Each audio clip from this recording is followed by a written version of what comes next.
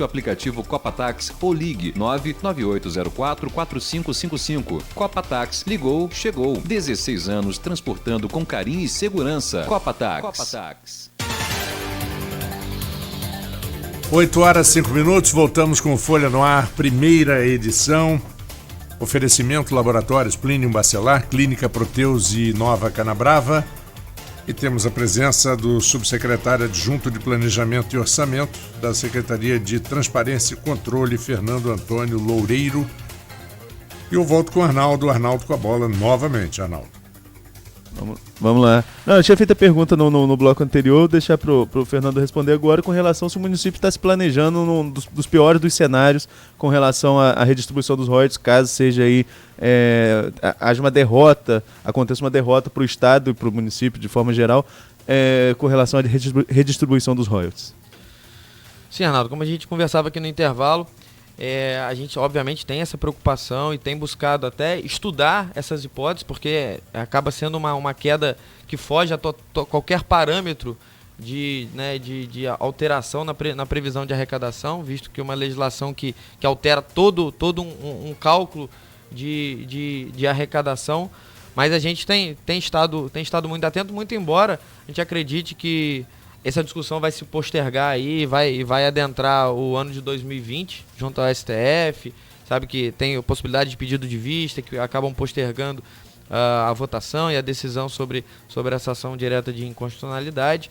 Mas, de qualquer forma, a gente está muito atento, visto o impacto relevante que isso pode provocar nas arrecadações municipais já para 2020. Então, a gente tem visto aí até algumas ações do governo federal contingenciando algumas despesas, como eles têm feito isso, através de decreto e tal, mas a gente acredita e torce muito que as articulações políticas possam ser positivas e que venham aí a proteger o Rio dessa catástrofe.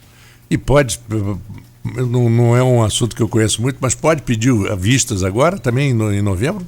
Pode, outro ministro pode pedir. O que está segurando é uma liminar. Uma liminar, não foi analisado o mérito ainda, o mérito que vai para a pauta, e qualquer um dos ministros pode pedir vista na votação. Isso é uma coisa que... Tem uns casos que o ministro pede vista e não bota vista nunca, né? Não, mas agora tem prazo, né? Agora tem prazo. Você tem um prazo aí para analisar, até mesmo... Eu adoraria que todo mundo esquecesse esse assunto. Até mesmo o próprio Supremo está regulamentando isso, tendo um prazo aí para que os ministros possam analisar quando pedem vista. Agora, vamos voltar aqui para o nosso dia a dia aqui para o campista. E tem um assunto que é um pouquinho mais polêmico, e depois a gente vai voltar a falar sobre essa questão orçamentária, sobre esse debate, relembrar o calendário, mas tem um assunto um pouquinho mais polêmico com relação à pasta na qual você está aqui representando. A Marcilene foi convidada nossa a estar aqui, agora o dia eu não vou lembrar, e acabou não vindo, e queria tratar direto com a secretária com relação a isso, que é o tão polêmico reajuste do servidor. Nós estamos aqui falando de orçamento, em alguns momentos a gente falou como está apertado aí para manter a lei de responsabilidade fiscal. Tanto está apertado não só para o município como para o país de modo geral, que se discute até em uma flexibilização desse limite de gasto com folha pessoal para 60%, ou 64%, agora me foge aqui o número exato. Hoje o limite é 54%, né? Então é uma discussão muito ampla. A gente passa por uma progressão até chegar aos 54%. A gente tem um limite de alerta. 54% é o máximo, é o teto. Teto. E o município chegou a sinalizar há 2 meses, mais ou menos, entre abril e maio, ali na negociação com o servidor, um reajuste de 4,18%. 4,18% de reajuste para o servidor. E depois recuou. Na prática, quem é responsável por esse cálculo de chegar a sinalizar esses 4,18 e depois dizer que não tem como realizar esse reajuste?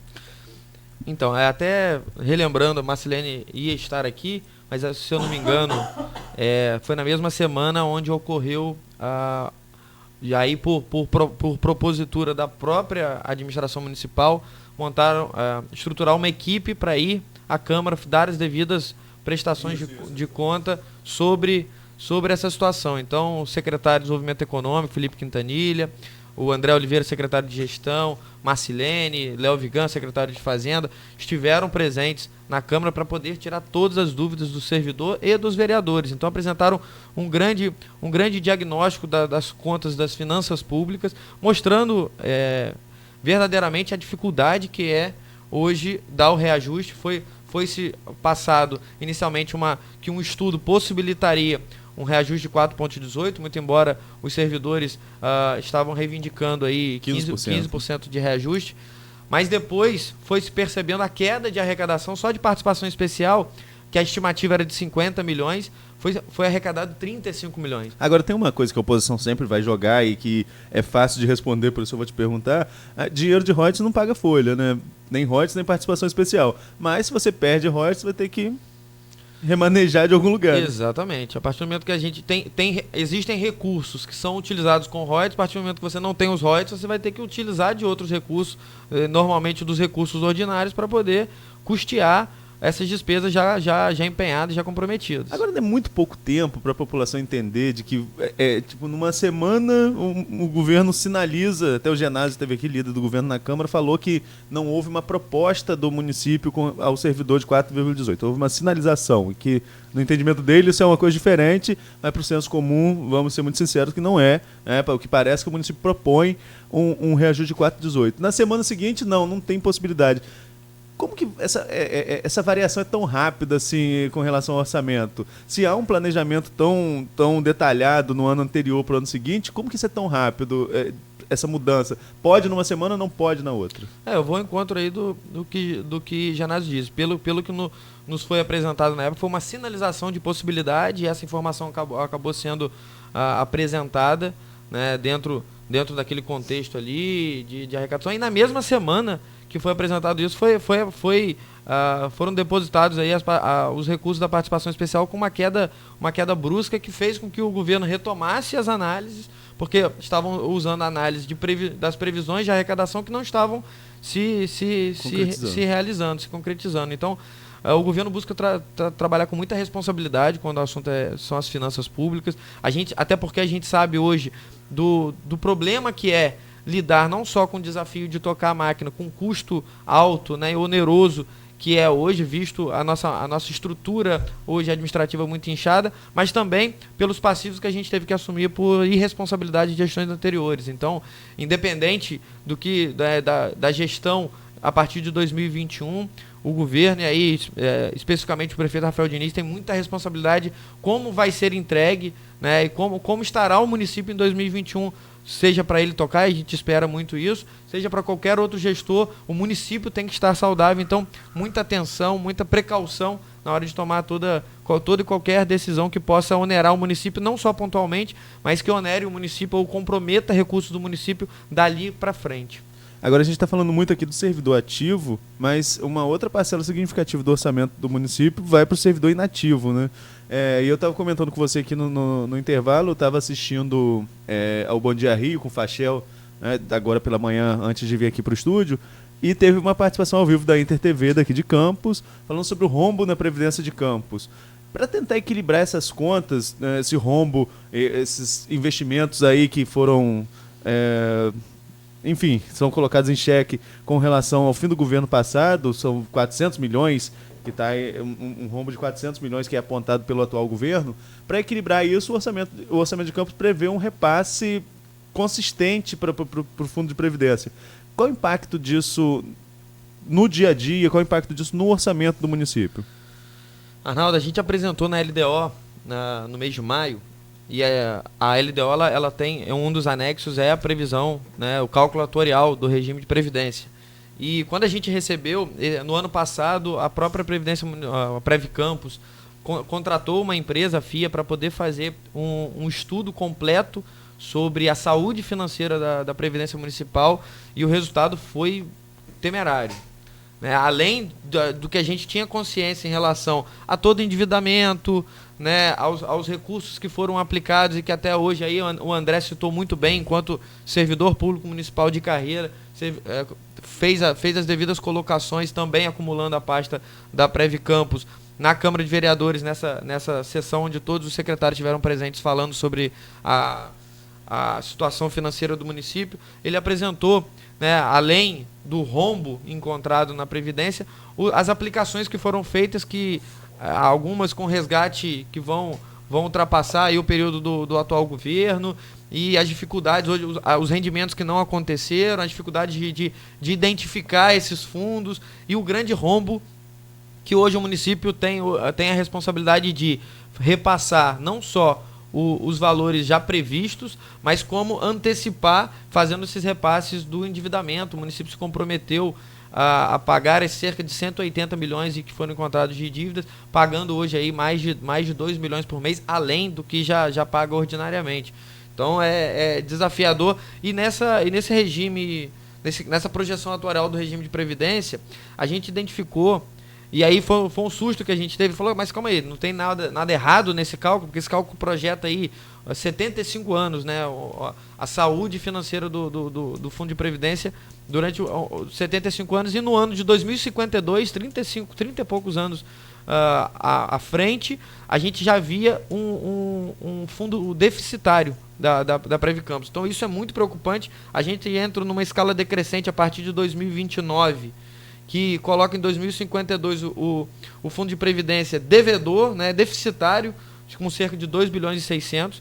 Então mostra a necessidade, assim como o governo federal tem analisado a reforma da Previdência a nível nacional, o município também precisa urgentemente discutir, aí uma pauta que a Câmara já está comprometida, discutir a reforma da Previdência a nível local, para que a gente possa ter sustentabilidade e garantir aí o salário dos servidores, visto, como o Arnaldo comentou, do valor representativo que é pago não só dos repasses dos servidores ativos, mas também dos pensionistas e dos inativos. Então a gente tem um valor representativo que tem aí, consome valores expressivos nos repasses municipais, então muita atenção também. A gente tem aí de reserva do regime de previdência 71 milhões para 2020, previstos na LDO.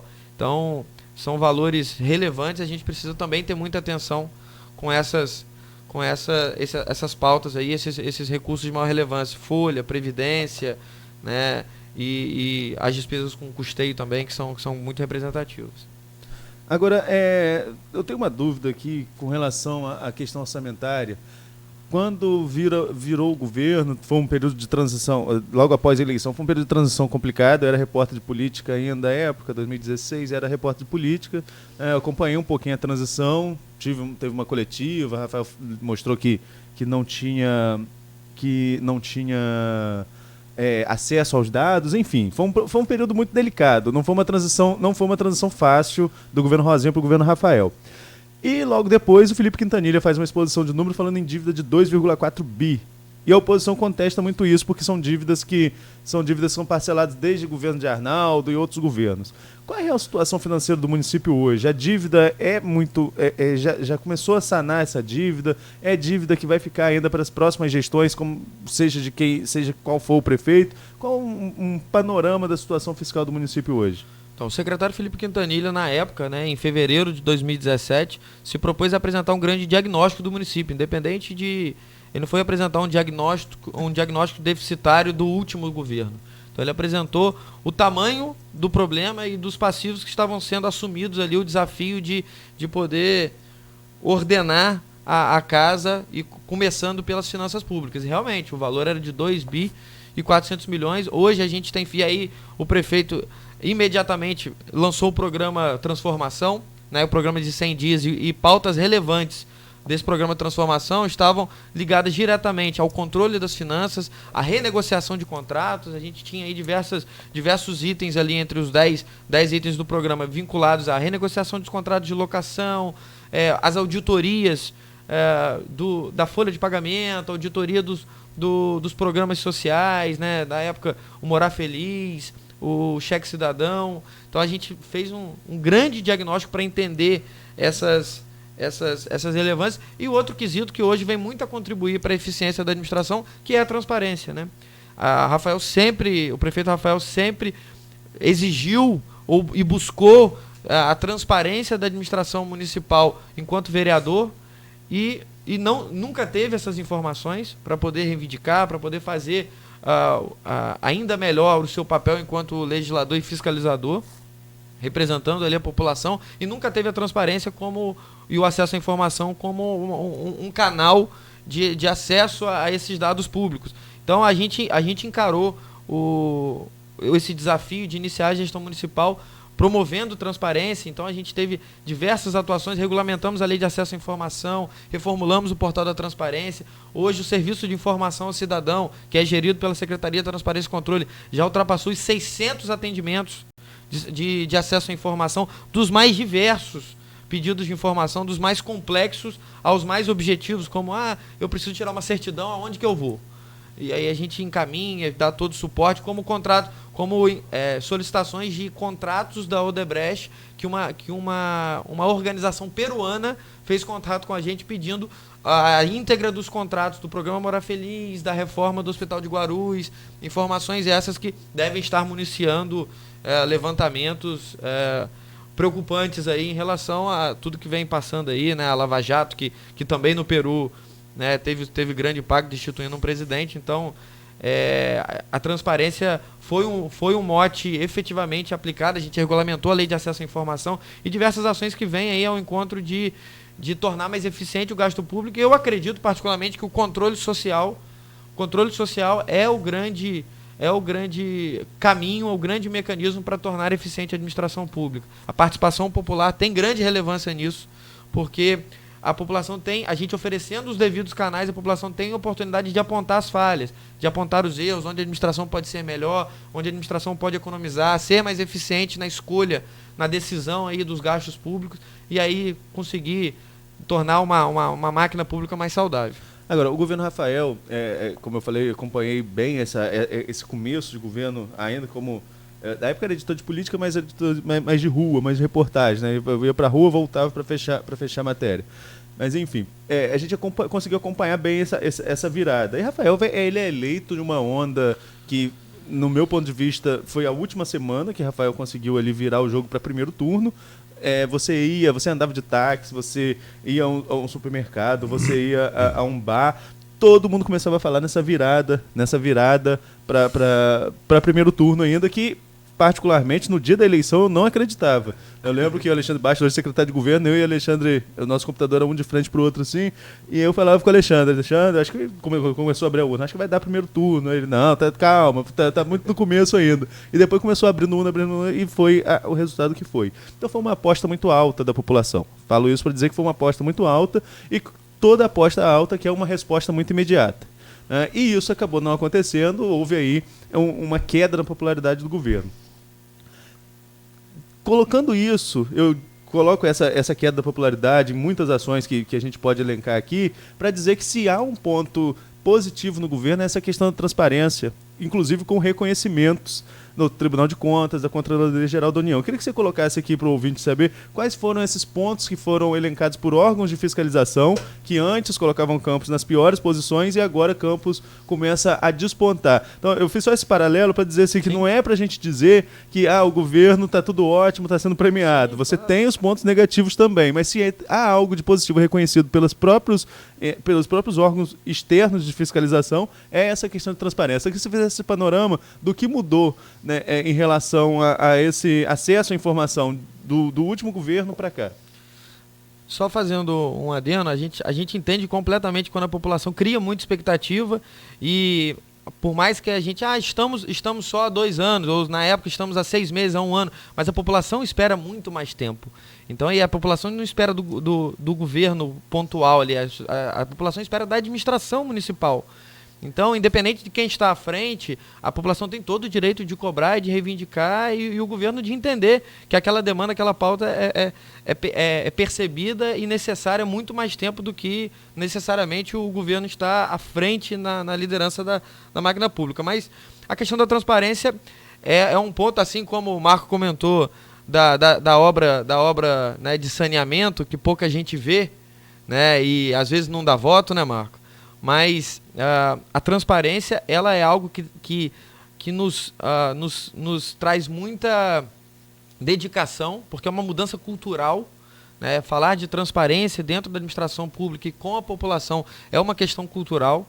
Então, assim como o controle social, a participação, ela demanda uma transformação de percepção da população sobre o que é ser transparente, qual o tamanho da relevância de ser transparente. E a gente tem sido muito reconhecido, um trabalho muito árduo, né, e em conjunto de toda a administração. A gente foi reconhecido aí com 2 prêmios do Tribunal de Contas, né, foram 7 municípios premiados no todo o estado do Rio, e Campos recebeu 2 dos 9 prêmios que os 7 municípios receberam, por transparência, acesso à informação e pelo orçamento participativo. Então, isso mostra o tamanho do compromisso e o tamanho, às vezes, santo de casa não faz milagre, né? Então, quando a gente percebe que o Estado do Rio, o Tribunal de Contas do Estado, assim como a CGU nos colocou entre os 100 melhores municípios em transparência do Brasil e a 3ª maior nota em acesso à informação do Brasil inteiro, aí a gente começa a perceber que a gente está verdadeiramente no caminho certo e que isso verdadeiramente está sendo uma entrega que vai perdurar para a administração, e a gente fica muito grato por estar à frente desse projeto e liderando essa iniciativa. Bom, Fernando, nós estamos chegando aqui ao final, ainda temos aqui um tempinho assim, que se o Arnaldo quiser uma pergunta final para você, mas de qualquer forma é sempre muito esclarecedor todo esse tipo de coisa, e quando a gente fala que a obra embaixo da terra não dá votos, a gente quer dizer o seguinte: não deveria ser assim, né? Sim, de forma Porque nenhuma. essas obras embaixo da terra, por exemplo, elas são de infraestrutura, né? E nada funciona sem uma boa base, sem uma boa estrutura. A Arnaldo. transparência pode ser, então, considerada uma obra de infraestrutura. E a transparência, ela é fundamental nesse processo. E ela é onde se É uma estrutura a obra de administração. de infraestrutura, Arnaldo. Não, a gente queria aproveitar esse finalzinho, Marco, para a gente relembrar aí o calendário de reuniões que vão acontecer desse orçamento participativo. E para quem chegou agora, possa entender que não é só. Essas participações não acontecem só nessas reuniões físicas, né? Aí queria que você deixasse endereço também, se você tiver aí, Fernando, o endereço para que as pessoas possam participar de forma online, deixar sua colaboração para o orçamento. Perfeito. Arnaldo, a gente inicia essa semana, né? Hoje, particularmente, o orçamento participativo. Então, na agenda dessa semana, a gente tem hoje Farol de São Tomé, no Colégio Estadual Manuel Ferreira Gonçalves. Na quarta-feira, Travessão, Escola Municipal Albertina Zeredo Venâncio. Na quinta-feira, Ururaí, Escola Municipal João Borges Barreto. E a partir da semana que vem, terças, quartas e quintas, Parque Guarulhos, Goitacazes e Jardim Carioca. E aí a gente pode na semana que vem voltar para frisar. E na última semana desse calendário a gente faz Parque Aurora e Santa Maria. Então a gente vai estar em 8 localidades, algumas delas que a gente não teve oportunidade ainda de visitar, então vai ser uma grande oportunidade de pontuar aí todas as demandas locais e dialogar com a população. Mas para quem não puder estar presente, ou para quem esse ano a gente não puder se fazer presente na sua localidade, no seu bairro ou no seu distrito, a gente tem a participação online. Então, www.campus.rj.gov.br, logo ao lado ali no site da prefeitura, a gente vai estar disponível ali o formulário online do orçamento participativo. Então, como o orçamento é participativo, a gente espera muito que todos participem. Então, o nome está dizendo. Exatamente, porque é uma política construída para a população. Então, é construído um canal para que a população faça o bom uso dele e seja aí uma voz para a sua comunidade, para a sua localidade, e possa contribuir para a administração. Bom. Agora, só deixando claro, o orçamento participativo, cada um dá sua sugestão, a prefeitura analisa, cria-se um projeto e depois isso é referendado pela Câmara, não é isso? A gente trabalha discutindo em cima das pautas que já foram construídas a partir de 2017, inclusive com a própria participação dessas regiões. Então a gente reapresenta o que já foi discutido e discute políticas que ainda não foram implementadas ou que estão em processo de implementação, mas abre espaço também para novos projetos, né, para diagnósticos pontuais. A gente leva a ouvidoria municipal junto com essas audiências para que situações pontuais possam ser resolvidas com a devida pontualidade. Então, quando a gente chega numa localidade e fala assim, essa semana a gente teve um problema aqui e abriu um buraco na rua, a gente precisa resolver. A gente teve um problema essa semana de coleta de lixo. A gente precisa fazer uma poda. situações pontuais ali de utilidade, né, e que é um papel da ouvidoria hoje estar atento a isso, a gente também faz isso junto ao orçamento participativo para que ações pontuais e ações estratégicas possam ser implementadas.